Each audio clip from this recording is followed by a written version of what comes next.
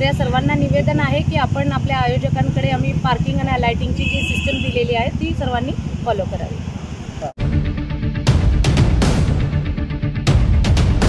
त्यांनी आपल्या प्रवासाचं नियोजन करावं, तसंच जास्तीत जास्त लोकल ट्रेन आणि बसेसचा प्रवास करावा, जेणेकरून गाड्या रोडवरती कमी येतील आणि लोकांना पण जायला यायला आणि पादचाऱ्यांना ह्याच्यामधून दिलासा मिळेल।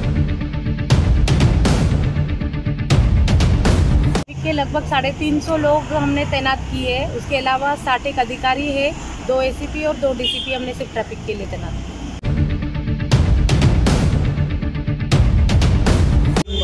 उद्या मोठा इव्हेंट आहे महाराष्ट्राचा, कशा प्रकारे त्याला बघता आणि ट्रॅफिकसाठी काय बंदोबस्त करण्यात आलेला आहे? उद्या मोठा प्रोग्राम आहे आपल्याकडे शपथविधीचा आझाद मैदान या ठिकाणी। सदर कार्यक्रमाकरिता मोठ्या प्रमाणामध्ये VVIPs, इतर ऑफिशियल्स आणि तसंच इतर पक्षांचे कार्यकर्ते देखील अपेक्षित आहेत। सदरचा कार्यक्रम आझाद मैदान परिसरामध्ये होणार असल्याने आपण त्या अनुषंगाने एक ट्रॅफिक ॲडवायझरीसुद्धा इश्यू केलेली आहे आणि ह्या ज्या कार्यक्रमाकरता जे कार्यकर्ते वगैरे येणार आहेत तर या सर्वांना निवेदन आहे की आपण आपल्या आयोजकांकडे आम्ही पार्किंग आणि लाइटिंगची जी सिस्टम दिलेली आहे ती सर्वांनी फॉलो करावी। अंदाजे किती लोक येणार आहेत आणि त्यांना काय निवेदन करणार कसं इकडे यावं? सदर कार्यक्रमाकरता 30 ते 40 हजार कार्यकर्ते अपेक्षित आहेत।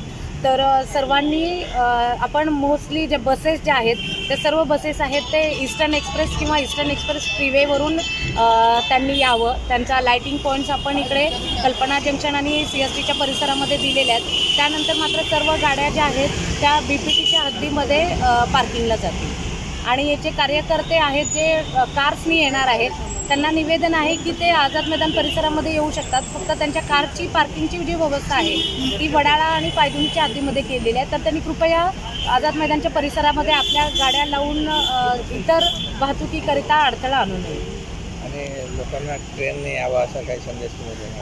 आपले जे मुंबईकर आहेत जे रेग्युलर मुंबईमध्ये साऊथ मुंबईमध्ये ऑफिसेस वगैरे इतर कामासाठी येत असतात तर त्यांना निवेदन आहे की त्यांनी आपला जो जर्नी आहे दुपारी 2 नंतर खूप गर्दी होईल तर त्या अनुषंगाने त्यांनी आपल्या प्रवासाचं नियोजन करावं, तसंच जास्तीत जास्त लोकल ट्रेन आणि बसेसचा प्रवास करावा, जेणेकरून गाड्या रोडवरती कमी येतील आणि लोकांना पण जायला यायला आणि पादचाऱ्यांना ह्याच्यामधून दिलासा मिळेल। ट्रैफिक को लेकर कितने लोग तैनात रहेंगे आपके ट्रैफिक कर्मचारी? ट्रैफिक के लगभग 350 लोग हमने तैनात किए हैं। उसके अलावा 60 अधिकारी है, 2 एसीपी और 2 डीसीपी हमने सिर्फ ट्रैफिक के लिए तैनात किए। मुंबईकरों से क्या आपका आदेश है? जी, मुंबईकरों से तो यही अनुरोध है कि आप ट्रेन का इस्तेमाल करें और अपनी जर्नी इस प्रोग्राम के अनुसार आप प्लान करें। Thank you. देश दुनिया से जुड़ी खबरों को देखने के लिए नेट 7 न्यूज चैनल को सब्सक्राइब और शेयर करें और बेल आइकन को प्रेस कर दें ताकि आने वाले खबर आपको सबसे पहले मिल सके। फिर मिलते हैं एक नई खबर के साथ। जय हिंद।